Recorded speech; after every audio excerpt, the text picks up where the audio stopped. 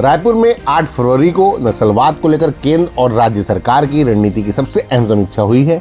यह बैठक सीधे तौर पर 31 मार्च की उस डेडलाइन से जुड़ी है जिसके तहत नक्सलवाद के खात्मे का लक्ष्य तय किया गया है। केंद्रीय गृह मंत्री अमित शाह ने छत्तीसगढ़ दौरे के दूसरे दिन मुख्यमंत्री विष्णुदेव साय, गृह मंत्री विजय शर्मा और प्रशासन के शीर्ष अफसरों के साथ हाई लेवल समीक्षा बैठक की। बैठक में बस्तर समेत नक्सल प्रभावित इलाकों में चल रहे एंटी नक्सल ऑपरेशंस, खुफिया इनपुट और तय समय सीमा की प्रगति की समीक्षा की गई है। दरअसल इस बैठक की अहमियत इसलिए भी बढ़ जाती है क्योंकि इसे 31 मार्च 2026 की डेडलाइन से पहले अंतिम बड़ी रणनीतिक समीक्षा माना जा रहा है। यानी अब नीति और प्लानिंग के बजाय जोर जमीन पर दिखने वाले नतीजों पर रहेगी। सरकारी रणनीति 3 मोर्चों पर केंद्रित रही है: इंटेलिजेंस आधारित टारगेटेड ऑपरेशन, नक्सल फाइनेंशियल नेटवर्क पर कार्रवाई और आत्मसमर्पण नीति के जरिए संगठन को कमजोर करना।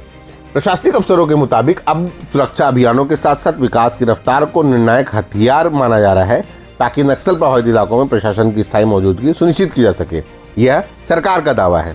मीटिंग के बाद अमित शाह ने सोशल मीडिया पर लिखा कि सुरक्षा केंद्रित रणनीति, इंफ्रास्ट्रक्चर डेवलपमेंट और नक्सल फंडिंग नेटवर्क पर कार्रवाई के सकारात्मक परिणाम सामने आए हैं और 31 मार्च से पहले नक्सलवाद पूरी तरह समाप्त हो रहा है। गृह मंत्री ने यह भी कहा कि जो छत्तीसगढ़ कभी नक्सली हिंसा का गढ़ था वह अब विकास का पर्याय बन चुका है और युवा शिक्षा व खेलों की ओर बढ़ रहा है।